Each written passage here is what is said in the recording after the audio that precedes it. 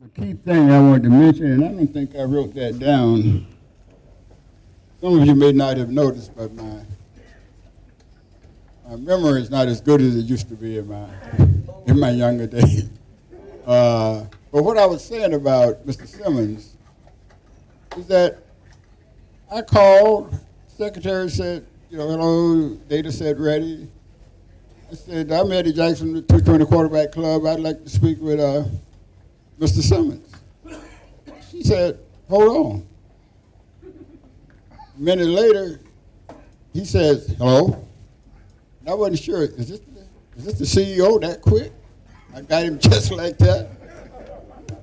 So I told him why I was calling, and he listened. And then he said, well, Eddie, what kind of money are we talking about here? I said, well, we were hoping for $50 million. But I said, but we'll sell it for $5,000. I never dreamed that he was going to respond the way he did. He actually laughed. But I think he was laughing about the $50 million. Then he said, Eddie, I tell you what, I think I'll go for the $5,000. Well, I was sitting down when he said that. I stood up. Did he say he's going to give $5,000? And I was kind of tongue-tied after that, but we kind of worked it out. But I never had somebody say I could give you $5,000 so easily. I said, no, I should have said 10. $10,000. I didn't know it was going to come that easy. Then I said, we were having this press conference. Ladies and gentlemen, let's just take a moment. Herman Jackson is in the house, I believe. Defensive back Herman Jackson, along with Coach.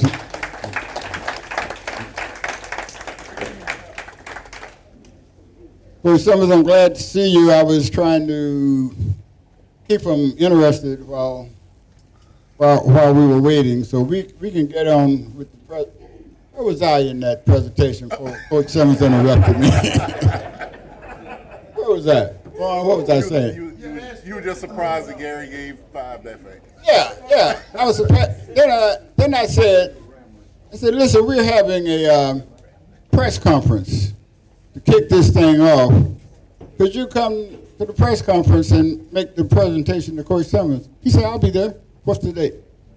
I said, this is easy. You got to know this guy well. Next time I call him, I'm going to ask him for $50 million. But there are a few people we want to recognize today. And one is Mr. James Brown. And I think James Brown, when we had our campaign where I told him to just go and, just ask for $1, we just wanted money. And James Brown went to work. And he brought more dollar bills back here.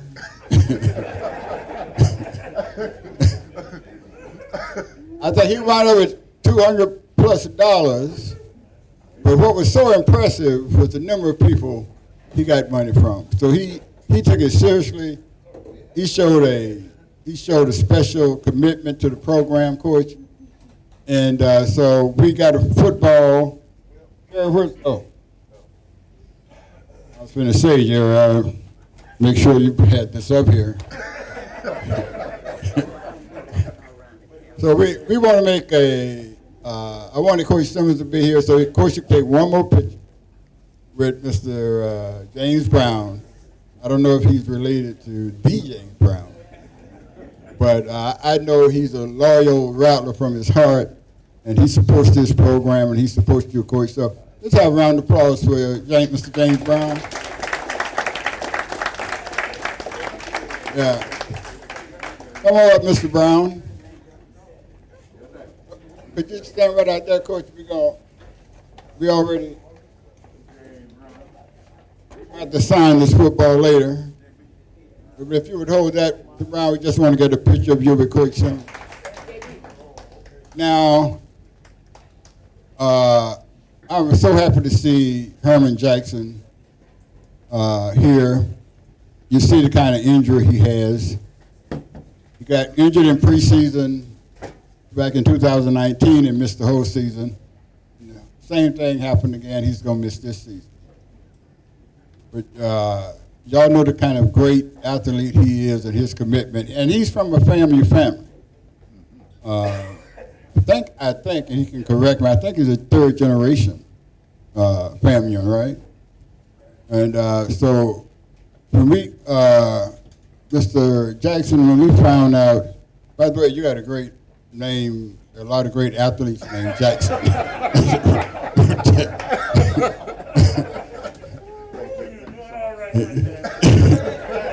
The 220 Quarterback Club want to show you our appreciation for what you had to experience and show you that how proud we are of what you've been able to do for the football program at FAMU. We want you to stay strong because we know your time is coming. And so I'm going to ask, and I think I needed a pastor for this presentation because it's really, really special. And it's just a little card, but it tells us, gives you some idea how we feel. So where's Pastor Martha Wilson? Did she leave? Oh, come up with you. Did you get a chance to read it before? Gary. Oh, she's right on time.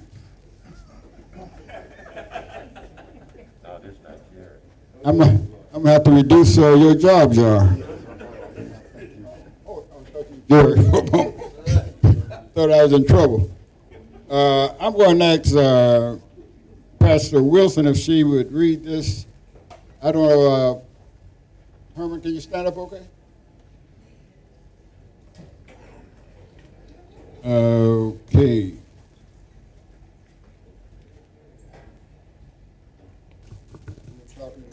Mike, I want everybody to hear this stuff, I think, and raise how we feel about Mr. Jackson.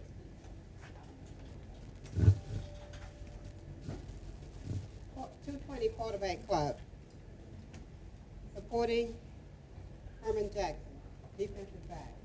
Put the mic closer.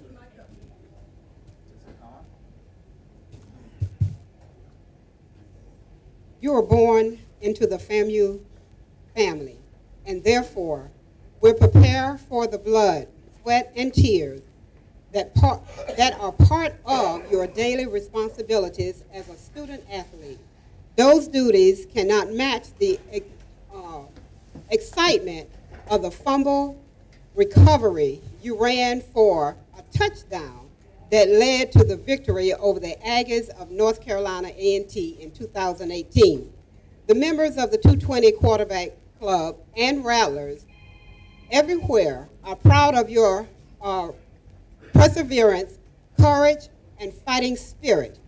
Always remember that although injuries may have slowed your process, that in the circle of life, your finest hour is coming around the bend. And when that day comes, it will be spectacular. Stay strong and never give up. Presented September 1, 2021. And I think Eddie Jackson signed his name on here as president.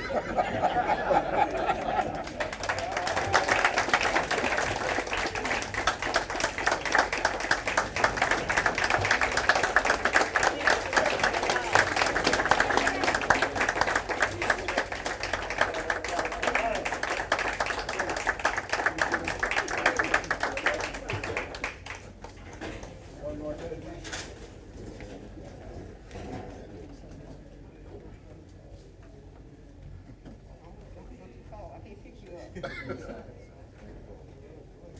got you back.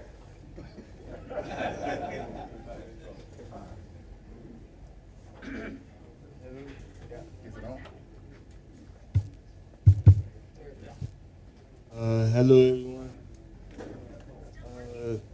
I'd like to say thank you for everything. I really like this. Well, I really appreciate this. This injury brought me down physically and mentally. Into the microphone. Hello? Amen. Yeah, I was saying that thank you for this. I appreciate it very much. This injury has brought me down physically and mentally, but I feel like I'll be better. I appreciate this very much again. And I just don't know how happy this has gotten me. Thank you, and I can't wait to come back. Thank you, Jack.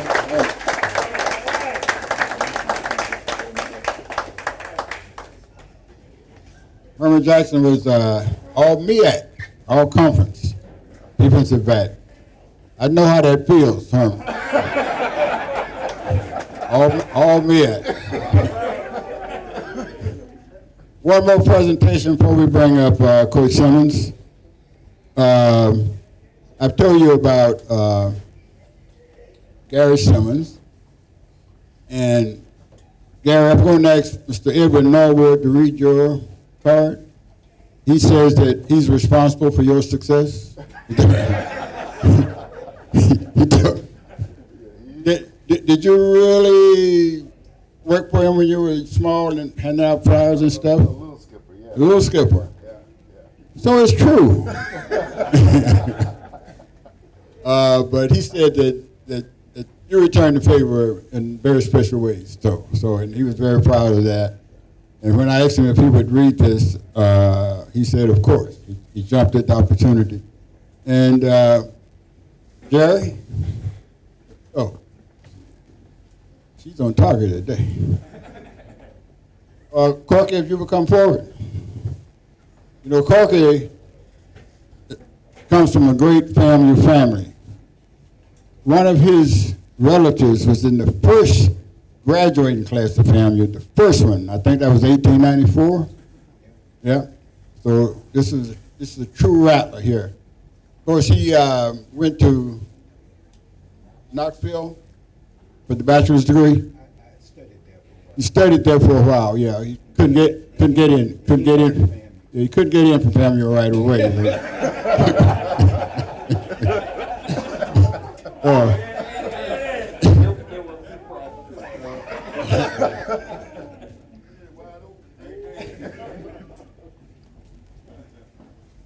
Good afternoon.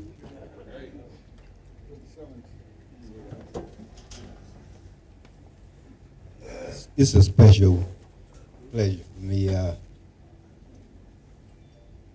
Like Gary indicated, we go back a long ways. And I want to read this. You hear me okay now? This presentation is to Gary Simmons, CEO, Data Set Ready, for the $5,000 gift to the Rattler Football Nutrition Program, the spontaneous and optimistic spirit in which you made your contribution. Anyone who raises the level of CEO of a company must have certain positive gifts, awards, men and women of special drive and energy, along with the integrity, character, intelligence, imagination.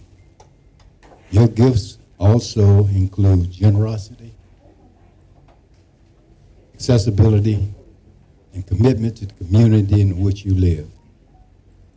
The 20 Quarterback Club will remember your support by following your lead and giving back to Florida A&M University's football program.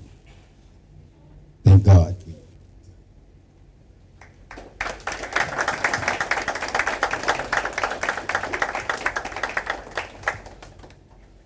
I didn't know there was a speaking part.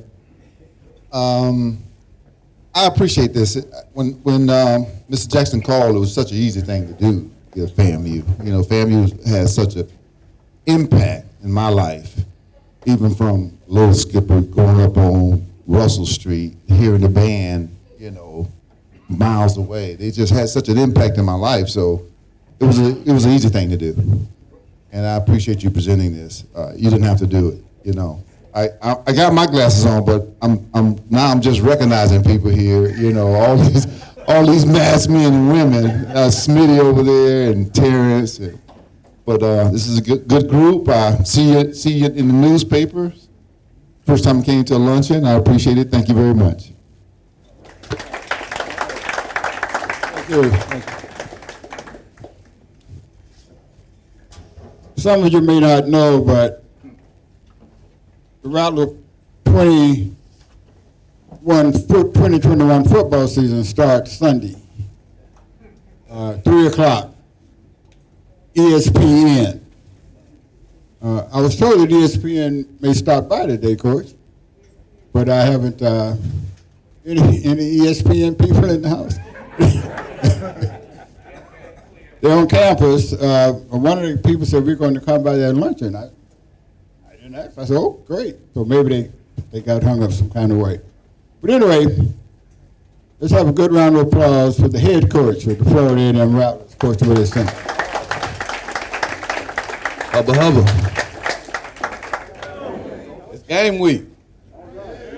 So I know everyone's super excited, as are we.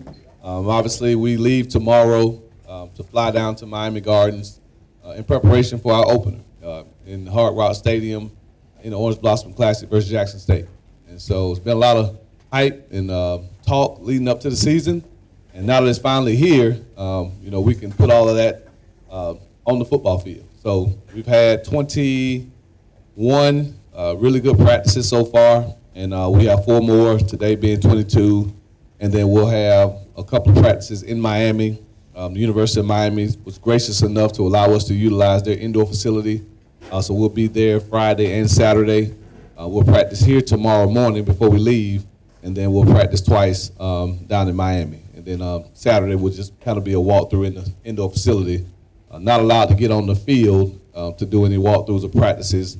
Hard Rock Stadium is grass, and so Keith McClooney, our deputy AD, and Troy Johnson, our director of football operations, went down last Monday to do the last-minute walkthrough, and they actually went to Hard Rock Stadium, and the grounds guy said, I'm excited to have the March 100 come and play, but I hope they don't tear up my grass. So, obviously, the Miami Dolphins, obviously want to keep their field clean, so he's excited and nervous at the same time. And he made that point clear, but I've talked to Dr. Chipman, and they plan to do just that. They're going to tear up the grass in Miami, so it's going to look bad when we leave. But no, we're very excited to head down. We've been relatively healthy. Obviously, Herman here was one of the few major injuries that we sustained throughout training camp. Unfortunately, lost him again for the year. But as you can see, high spirits. He's going to bounce back. He's a resilient young man. He's got Rattler blood flowing all throughout his DNA, so he'll be just fine. We just got to put our arms around him like we do and make sure, like you said, these injuries don't just affect these young men physically. They probably have more of a mental impact, psychological impact than the physical. The physical heals pretty quickly. He got hurt a few weeks ago. He's already around on crutches, and he'll have his surgery here in a couple of weeks. But the emotional trauma a lot of times lingers on even after the injury is repaired physically. And so, just make sure that, as we cheer on the rest of the Rattlers that will be competing for us this season, that we don't forget the young men who've sacrificed, who, bled, sweated, and cried, for the Rattlers over these years. And Herman is one of those guys who, unfortunately, the game of football has not been kind to him. Came in with a lot of promise as a freshman, started every game for us as a true freshman in 2018. Like the letter said, had a huge play, made a ton of plays that year, but one of the biggest plays of the year was his fumble recovery for a touchdown against North Carolina A&T. That was the first score we had. We were kind of stumbling on offense a little bit, and that gave us life, and we ultimately won the football game. But again, so guys like Herman obviously won't be able to make the trip. Eric Smith, another one of our Miami players, has a knee injury that will keep him out for another couple of weeks, so he won't, make the trip either. And other than those two guys, I think those are the major injuries that we've sustained. Everywhere else we're relatively healthy, so feel really good about the team we're taking down to Miami. We do have a couple of guys that we're waiting on to get hopefully last-minute clearance on today. And if we get all of those guys cleared, we feel really good about the amount of depth that we'll have across the board. I think that's something that will benefit us greatly this year, is that we're very, very deep at a lot of positions. There's really not one position that I can think of off the top of my head where I say, well, if the first team guy goes down, we're in trouble.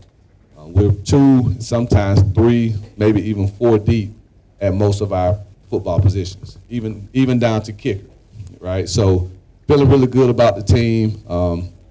There are some things that we have to figure out pretty quickly.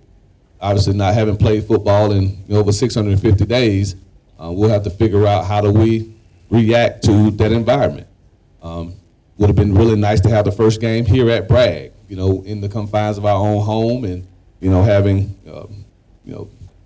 30,000 Rattlers there cheering us on here in Tallahassee. Well, we're going to go down to Miami. We'll still have a huge crowd, but it'll be the first time these guys have traveled outside of our confines in a very long time. And so the routine of getting up every morning, going to sleep in your own bed, coming to the facility, for 3 or 4 days, they won't have that. So how do we channel that the right way?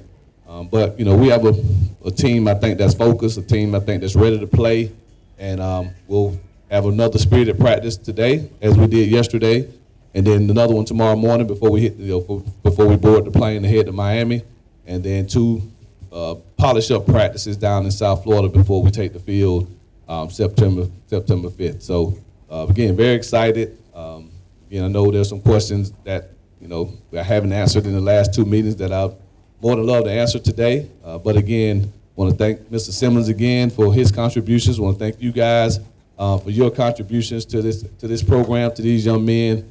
And again, I want to find out what he was going to do with those 200 singles. We don't typically carry around 200 $1 bills. So I know we're in the church right now, but I have to answer some questions later. But with that being said, we'll open the floor up to questions, from the audience, and definitely love to answer those before we go. And then Eddie, this time, can I get a plate before I leave? Last time you didn't feed me, so I know you bought one about a day later, but. Hey, Coach, make sure to repeat the question over the Okay, mic. good deal. Boss. With 3 quarterbacks. Mm-hmm. How you gonna play that? Well, so obviously the quarterback situation is something that's the question that's on everyone's mind. Obviously, it's still very fluid. So the plan right now is to have all 3 guys prepared to play. Who takes the first snap, will be decided probably tomorrow by the time we leave, because again, we got to make sure that the guy is fully healthy. 25 days of practicing, your body gets beat up, and we're trying to let everyone recover. And so making sure that mentally and physically that the sharpest guy is ready to take that first snap. But again, I think all 3 guys will probably see action on Saturday. In what capacity, that's yet to be determined. The unknown about Jackson is, kind of what they're going to do. We have a decent idea of what they did this spring, but again, when you're looking at a team that's incorporated probably 10 or so new players, it's hard to tell how they're going to plug those guys into, their defensive and offensive equation. So we'll see kind of what their game plan is going in, and a lot of that of who we play will be predicated on how they choose to play us, because we have some guys that are more prepared to play against them if they're playing a lot of base defense, so to speak, kind of umbrella coverage, and we have guys that are more prepared to play if they're playing a lot more pressure. Well, maybe we need a little bit more athleticism at the position. So we'll start out with what we anticipate, but then we'll obviously adjust as the game goes on, and that'll determine who plays and how much. So it'll be more like situational. Maybe situational, but again, a lot of it, it'll be kind of flow. And so it may be a situation where if they stay in the same defensive philosophy for the most part, it may be the same guy, because we have a plan for if they play this way, we want this guy. If they play this way, we want this guy. And so if they continue to play that way, and if that guy's having success, then we'll continue to play, that player. But if they switch it up on us, then we obviously have to be prepared to switch it up on them. So the game within the game is always what our job as coaches, is. We have to make sure that we're able to make adjustments, and that's where good coaches up top in the press box seeing what's going on is critical. So Coach Black, Coach Patey, those two individuals will be up in the box, and they'll be heavily responsible for kind of telling me what's going on as the game is going, so I can make the necessary adjustments. I saw somebody else had a hand up. Thank you, Coach. I was reading in a book last night, Coaching Against the Wind. And Jake Gaither had a quote he used to use related to kill a mosquito with an axe. And I know now you're using this mantra, leave no doubt. What's your philosophy on scoring as you go forth into this season? What's my philosophy on scoring? Score at least one more than they do. It's a philosophy. So, yeah, at least one more, and if we can score a lot more, then we will. But the goal is to always score at least one more than the opposing team. So, again, I still consider myself a relatively young head coach. In the coaching realms, I've been coaching now for 17 years. But I think the football gods sometimes, karma is a real thing. And so I've seen situations where coaches have, kind of, and I don't want to say run the score up. That's probably not a good term. I do believe in games like this, you don't take your foot off the gas. So we won't do that. We won't take our foot off the gas. So if we're up by a few scores going into the fourth quarter, we're still going to play aggressive, but we're going to play smart. We're not going to go out there and play with tempo and potentially go 3 and out and put our defense back in a bad situation. So clock management is a very, very important part. I think the difference now in today's game as opposed to when legendary coach Jake Gaither coached was the advent of the passing game. And so you are never really out of a football game today because of everyone's ability to throw the football. And so when you get up late in the game, the goal is to let the clock run out before the other team gets time to put enough points back on the board. So it's kind of like basketball. If you play basketball, you go up, you're up by 10 with 2 minutes left. Well, don't go start jacking up threes. Hold the ball, because eventually the clock will run out before they start hitting enough three-pointers to get back in the game. So it's kind of the three-point shot in the NBA is kind of like the spread offenses now in college in football in general. So teams can score a lot quicker now. And so if you don't have a plan to necessarily say, okay, let's be smart with the football, then you can find yourself before you know it, the game, you're back in the game. And that's what you don't want. So if you're so much better than an opponent where you can run the score up, then that's a different story. But most conference games, you would like to think that you want to make sure you get out of the game with the win. And so I like to blow people out just as much as the next person. But I want to win. And whatever it takes to win the game, that's what our goal is to do. And so if we got to slow the game down and come out of there with a 1-point victory, we'll take it. As opposed to trying to be aggressive and we lose the game. Nobody's going to come in 220 next week and say, Coach, you was trying to run the score up, so when they came back and won, we still with you. No, that's not going to happen. It's not going to happen. So we're going to leave no doubt that we're the better team, and winning by 1 means you're the better football team. So, but we're going to do everything we can and like I told the team, not to prolong that, we have a saying within our program that upsets and routes occur in special teams. And so when every game there's going to be a favorite. So an upset means obviously the underdog won the game. A rout means that the better team won and won big. So I don't know the spread, I haven't looked at it, but if we're the favorite football team, then we can rout them if we go and dominate special teams. Block a punt, run a kickback for a touchdown, have great field position the entire game. That's how you beat people by multiple scores. If you're an underdog, same thing. And so that's our goal is I think we're going to have a good offensive game plan. I think we're going to have a good defensive game plan. I think the difference in this football game can come down to special teams because I think we have a more dominant special teams phase than they do. They're going to have some talented players on offense. They got some Power 5 transfers, some Group of 5 transfers that can play football. They have some defensive transfers that can play football. But I don't think they have the nation's #1 punter. I don't think they have a 4-year starter at long snapper. I don't think they have 2 or 3 return guys that can take it the distance every time they touch the ball, or so many fast guys that can get down the field and tackle and cover in space. We have that luxury, and we have a lot of them because of our depth. And so I think that's where we'll really have an advantage in this football game is on the special teams. And that's how I think the game will flip in our favor, even if offense struggles a little bit, even if it takes the defense a while to adjust to a new coordinator. I think our special teams units will be the difference in the ball game.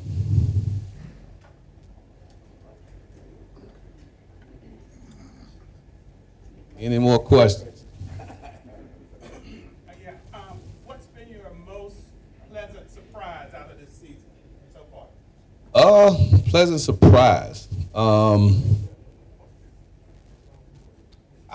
Honestly, I would say that I don't think our guys have gotten distracted by the ESPN crews. Obviously, most people probably know, if you haven't, ESPN is doing a docuseries on this football team this season. And so they've been here since late July, and they'll be here through the duration of the football season, all the way through December. And so cameras are in meetings, they're at practice, players are mic'd up, coaches are mic'd up, and so it's going on, and it will be going on the entire season. And so for our guys, they have not been distracted. It's not a reality show, so they don't go and try to show out in front of the camera or do all those. They understand that the camera's going to be there, and we go about our business. And so that's been the most pleasant surprise, is that, we haven't turned into Hollywood, Tallahassee right now. We're still focusing on football. Guys are doing what they're supposed to do, and I think we'll be a driven, focused football team. But I expected the guys to come back ready. I saw how they were working out this summer. If anybody would have walked in the weight room this summer, you would have saw those guys getting after it. I mean, attitudes were great. Work ethic was great. When they hit the field of condition, I mean, they got after it. And you can tell by looking at their bodies. I mean, they are a good-looking football team. And so I'm not surprised that we're fast or that we're big or that we're talented. None of that surprises me. That's what we are, because that's what we should be because of how we work. But I am pleasantly surprised by their mental approach to the game, particularly our seniors. Those guys that only have 1 year left to play. And, Coach Black, we did our scouting report yesterday, and he made the point to have those seniors stand up. This is their first but last Orange Blossom Classic. And so for those guys to be a part of this history, they only get to do it one time. Everyone else gets multiple years to play in this game. But the senior class, this is their last time to be a part of the Orange Blossom Classic. So just how serious they take the game has been something that's been good to see. So I think you'll see a football team this weekend that does what needs to do to get it done. Has Eddie given you that play that he wants you to run? That one that scores every time? Yeah, he'll probably text it around Saturday morning, Sunday, somewhere in there. And then when we score, he'll come up here next week and take credit for it. So. Yeah, we have a lot of true freshmen that are going to play for us this year. One of those quarterbacks we're talking about is a true freshman, Junior Miratovic. So, Junior would make the trip as a quarterback. DeAndre Francis, the running back from Rickards, is going with us, and he'll play. Jermaine Hawkins is a freshman wide receiver from Miami, Killian High School. He's not as high up on the depth chart right now, but he's a guy that has a world of ability that's going to be a really good player for us. Up front, we're taking I think 2 true freshman offensive linemen, T.J. Lee and possibly Jordan White, 2 linemen from Gaston County High School, are making the trip. Mike Marshall is a big defensive lineman from Miami that's going to be on the trip. Johnny Chaney, the linebacker from Wekiva High School, same school as Junior, that's going to play a ton. Winston Frazier's a freshman defensive back from Miami, a big 6'3" corner that's going to make the trip. I think that's all the freshmen that are going to be making the trip. But I think that's like 9 of the 18 guys we signed are making the trip to Miami. And so they're very, very talented young men. And then even the other ones that aren't making the trip, they're more than capable. But obviously, with our depth, they don't have to play as early right now. But we have a talented roster that stretches from our super senior class all the way down to our freshman class. So the future is definitely bright for FAMU football. Coach, is playing on shifting turf at home and then going to a grass field will make a difference? Playing on different surfaces doesn't really bother us because we practice on grass. Okay. So our 2 practice fields are grass. So we spend most of our time on grass. We typically go in the stadium with inclement weather, obviously, because we don't want to eat up the surface.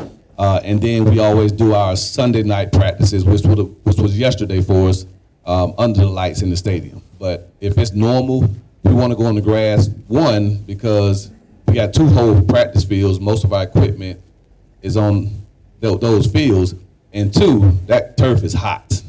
It's about 15 degrees hotter on that turf than it is on natural grass. And so for the guys' legs, just the wear and tear of running on that turf every day can have an adverse effect. So we want to stay on the grass as much as we possibly can. But the way the turf is built these days, it's not like the old school synthetic turf that was like grandmother's carpet out there on the football field. That anybody who played on it now, you can look at their arm and they probably still have a turf burn from elbow to wrist. They don't make that kind of stuff anymore. It's more like grass. So it does shoot. You wear the same type of shoes. Back in those days, if you played on synthetic turf, you had to wear tennis shoes.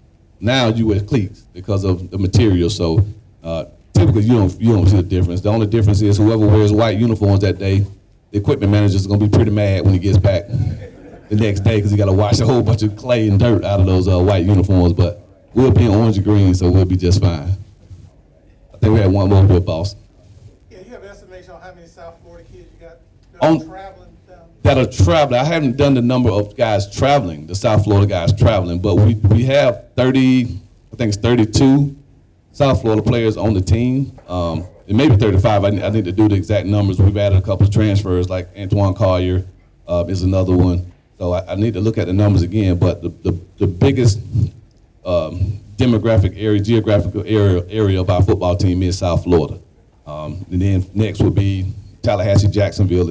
I say Big Bend. So the Big Bend area and Jacksonville are right there together with about 16 or 17 both. But over 30-some guys are from Miami-Dade, Broward County. But it's been a conference game. How many players do you travel with?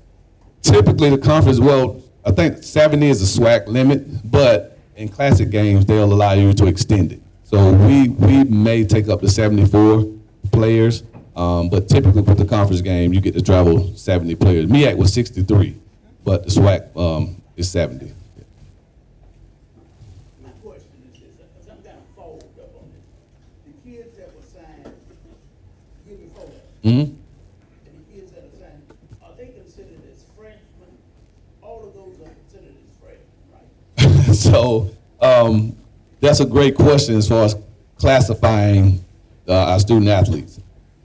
Because of COVID and everyone receiving a clock extension, what we've done to keep our records consistent is we've treated it as if their clock never stopped. And so the guys who we signed in 2020, they didn't play. All right, so most people have heard the term red shirt, right?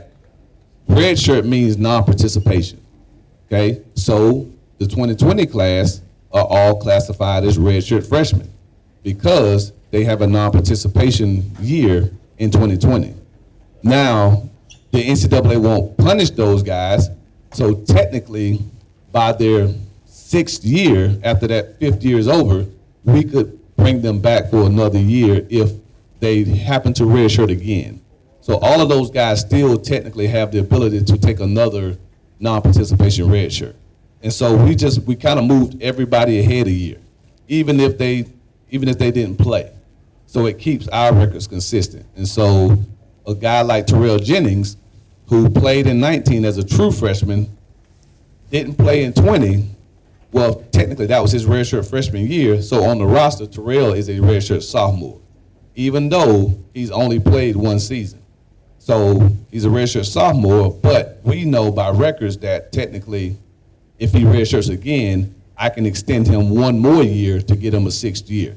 So internally, that's how we keep it in track. Instead of just classifying him as a redshirt as a true sophomore this year, it will cause all kind of problems if we just called him a true sophomore because of, did he get a COVID year? We have some guys who technically don't get another COVID year. if they've already used their red shirt. They don't get a COVID extension. And so it keeps our records consistent so that technically 6 year we're able to extend it if we need to. But that's coach's discretion. But that's a good question though. Had a scratch in our head for a little while there, boss. I admit that in the beginning. By show of hands, who's making the trip to Miami? Okay, good. All right, for everyone else, ESPN2, 3 p.m. Okay, so again, I need to hear yours. Say it again. ESPN2. So typically it's the next station. So if ESPN is whatever, very next one. But if you're not there, I still need to hear your cheers all the way in South Florida. Okay, we need to hear Rattler Nation strong. We need everyone, tell your friends, tell everyone to tune in, because what ESPN does after the game, they're going to pull the viewership and see how many people watch the game. That's going to determine if they continue to put us on primetime television. Okay, so we need to make sure our Rattler voice is heard by the powers that be, so they know if we put FAMU on TV, we're going to get viewership, and that's how they select who's going to watch the games. Jackson State has just got 2 extra games picked up on ESPN2 in the last 2 days. So we need to leave our TV running in that hotel room. In the hotel room, turn your TV on and let it run. All right. If you're going to Miami, set your recorders. Okay, it will show you how to use the recorder. Ms. J, show Ed how to set the recorder for ESPN2, 3 o'clock for Sunday. But so again, tell your friends, watch the telecast, and let's let ESPN know that we have the best fans, not Jackson State. We have the best fans in college football, and they'll continue to put us on TV. Right now, we just scheduled for 2 home games. No, 4. 2 TV games. No. We have 6 games right now that are on the ESPN network. Now, some of those are ESPN3, but again, Jackson had 2 games on ESPN3 that were just yesterday moved to ESPN2, and that's because of they're raising hell. They're saying, Dion is the show. We need to follow Dion, and so we need to show it after Sunday. We need to show them who the show really is, right? And so they'll put us on TV more. ESPN or ESPN2, just 2, right? As of right now, 2 or 3. I'm pretty sure the Florida Classic will be picked up. Right now it's scheduled for ESPN3, but I'm pretty sure the Classic will be picked up by either ESPNU, which it has been in the past, or ESPN2, and potentially ESPN, just depending on how the season progresses. They keep those slots open to see which games that they'll plug in. So every TV slot is not filled yet. They're still looking to see who they can plug in. Other than the Miami game, what other game will be on ESPN or ESPN2? I'm not sure what the other one is. It may be Grambling. It may be Grambling. I'm not sure. They did try to get us to move our Alabama State game to Thursday night, but we told them we weren't doing that. Ball man, we know you ain't going out of town. That's why you don't want to know. Now, you just said something that brought this down. Well, you just said something like that. Would you think, or do you think, that this game is going back to the old FAMU Tampa game? When I say that, Deion Sanders, who quote unquote supposed to be all world, and you, if the people are looking for him to come in there and look like a coach by winning the football game. You think anything is in there? You are not Willie Simmons is not the main attraction. Well, thank you, boss. I appreciate that. glad my confidence ain't low, Eddie.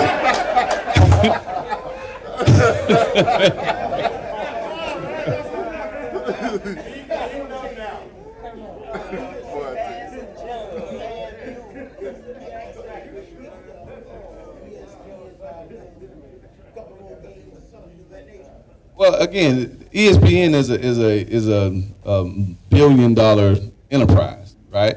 So when they put something on their broadcast, they want to ensure that it gets watched. Well, Deion sells tickets, right? He talks all the time. He's a larger-than-life personality, has his own production crew following him around 24 hours out the day. He says stuff that only Eddie Jackson would say. I wouldn't dare say the things that he says.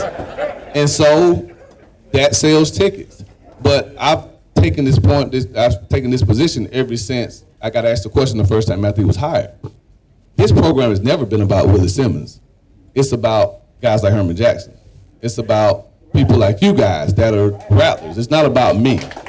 And so I don't want ESPN saying, let's put FAMU on TV because I want to see more of Willie Simmons. I want them putting FAMU on TV because they saying we need to see more of the #1 HBCU in America. That's why we need to be on television, who no one can compare as far as our academics, our arts with the band, and our athletic programs. No other school can compare to that. So we need to make sure that they know that there are 85,000 living alumni that will turn the TV on if FAMU's playing on TV. We got another 30,000 that'll travel to everywhere in the country to see us play. And so let's continue to get that message out there because Deion is simply saying, okay, there are some good HBCUs out here. Follow me and I'll put all the other ones on. It's kind of his platform. All right, let me put all the rest of them on my back. But we don't need to put on anybody's back. Okay, we carry ourselves. But we have to show that by our actions. So we got to go to games. We have to watch the broadcast. We have to get on social media, right? Because social media does drive things nowadays. So if they look up and see that our Twitter following is going up, our Facebook following is going up, start dancing to get on TikTok, all right? All those little things that they want to see us do, we need to do that so that, again, when they start looking at who they can pick to put on TV, they know that they're going to get their money's worth. And if they can do that, now we can start leveraging those TV rights. And that's where the real revenue comes in. And so as much support as y'all provide, and it's amazing, you can't support the athletic program by yourself, right? Those larger programs, those Power 5 programs aren't being supported by just their boosters. They're being supported by the millions of dollars they receive in yearly TV revenue. Our counterpart across the street receives between a $25 and $30 million check every year from their contract with the ACC network. Every year, no matter how many games they win. Alabama won a national championship. They received a check for $40 million. Vanderbilt didn't win any games. They received a check for $40 million because they have the largest ESPN rights. Okay, and that's what it's all about. So we have to figure out a way to get ourselves on national television, and we do that by making sure that when we are, that we, one, put a good product on the field, which we plan to do, and two, that they know that we're going to get viewership, or they're going to get viewership.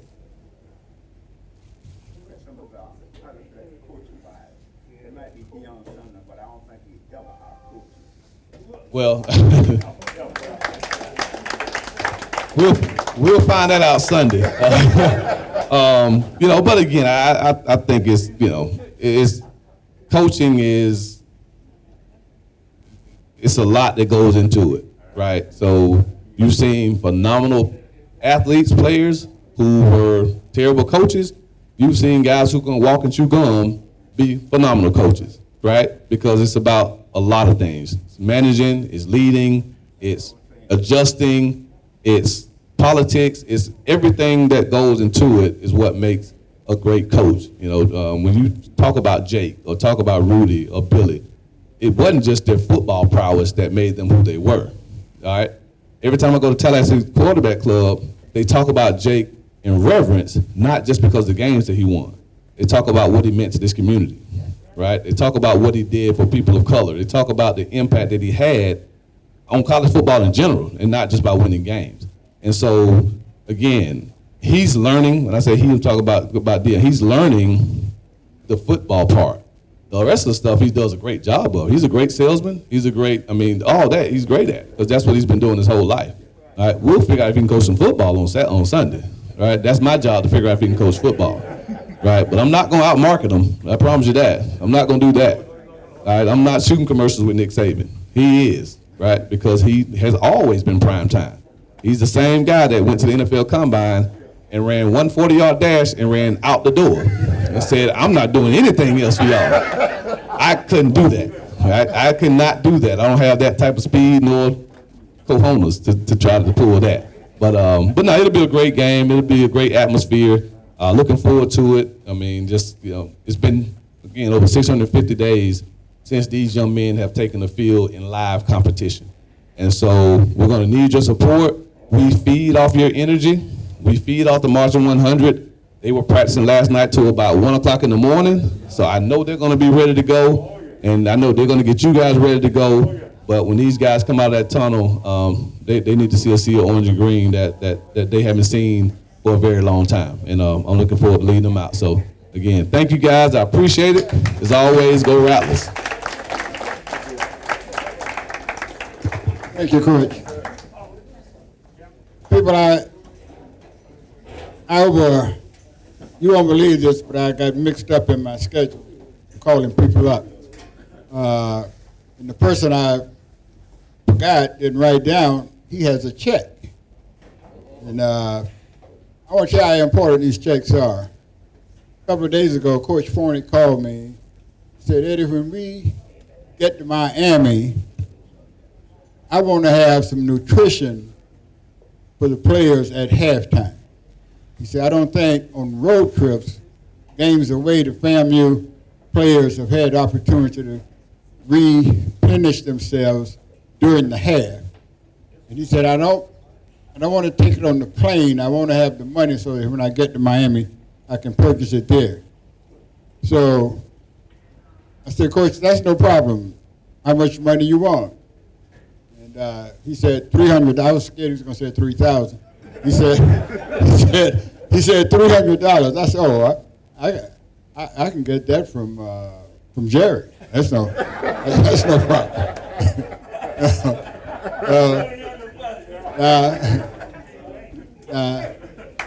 Congressman Lawson is still on the conference call, and Al Lawson III has been sitting down there waiting for a long time to present this check. So Al, if you will come forward now, and I hope you'll give us a few words to say something maybe about your old man. Good afternoon. It's a pleasure to be here. I don't know if he's on the call. Maybe laid up. He had surgery about 3 weeks ago on his back, so he's getting back. He's just starting to move. Okay. Well, it's just a pleasure to present this check to the 220 Quarterback Club. This club was doing great things even when I was working at FAM back in the boosters about 13 years ago, 12 years ago. We were trying to do the same thing at that point, is get everybody involved, bring them all under one DSO, and raise money for athletics. So it's a pleasure to give that to you, and we're going to continue giving. Proud to have Coach Simmons here. We got a whipstick, that's like what I want to call it, because I think my first game watching him play, he sent everybody left. Someone got it right for a touchdown. It made the other team look real bad. Hey, we got something good here. And I thank y'all, and my dad will be back in a couple weeks. Thank you, Al. I know all of you remember that Al Lawson III had one of the best long shots in Rattler history in terms of basketball. He shot from downtown, and he was very accurate. And I understand that, Al, because but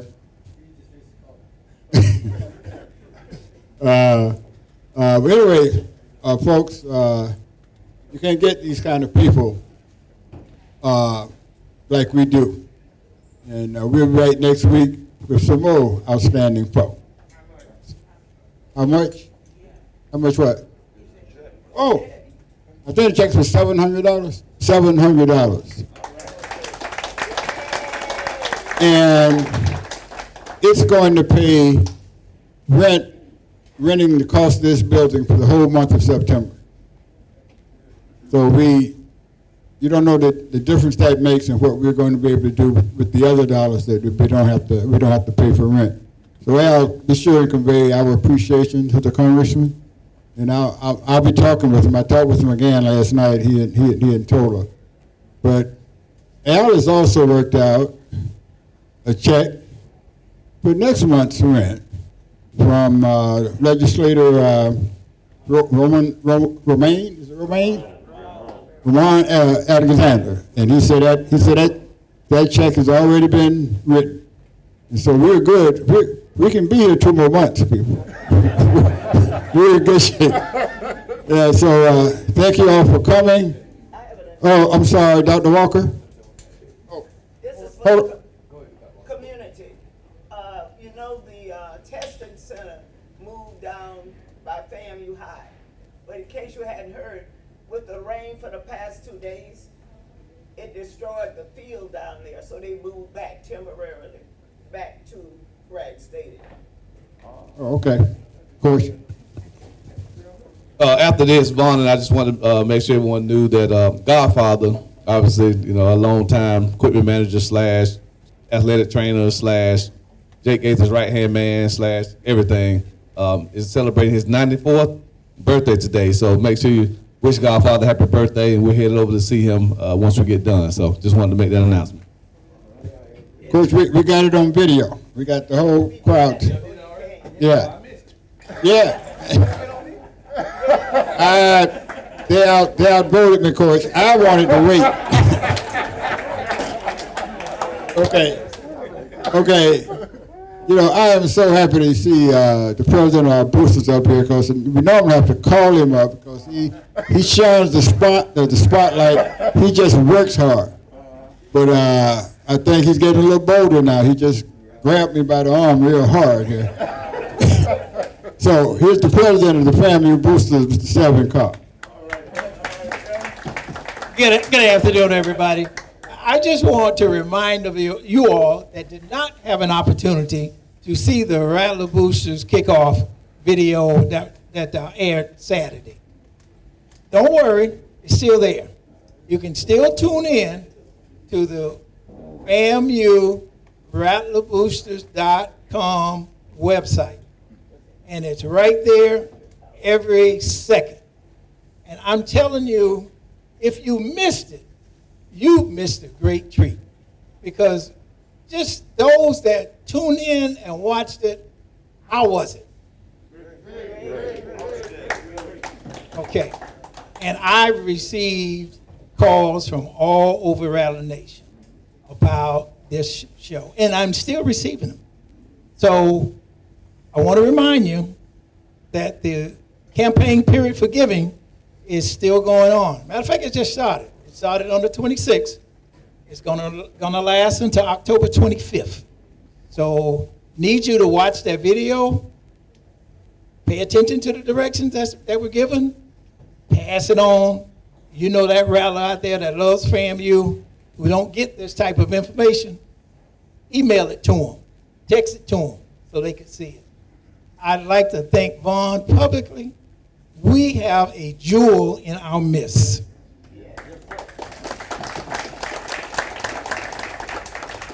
That was an outstanding production.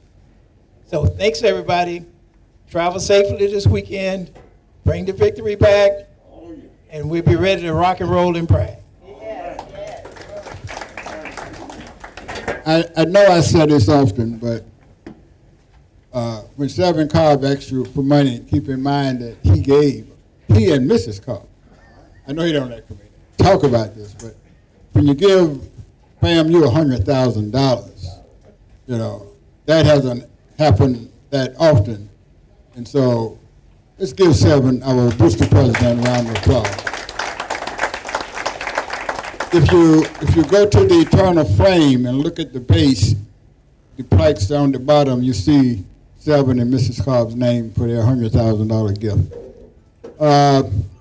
Any more comments from anyone? Anyone? Yes, Clayton. Just want to remind people that First Take, ESPN's First Take is featuring FAMU next Wednesday. ESPN First Take is featuring FAMU? Next Wednesday. Yeah. They did Alabama State today. Do you know why they didn't come by here today? They said you didn't answer your phone. I didn't answer the phone. Okay. Okay. Anyone else? Comments, please? Yes. Pastor Smith. I'm all about football. Coach Simmons, I want you to know you got my prayers. Don't give me a heart attack. For you all, for your safety, more so than anything, but for victory. All right. That's my number one thing too. I'm gonna be on my knees in front of my TV. I ain't going down there for nothing. All right. All right, people. We'll see you next week, same time, same place.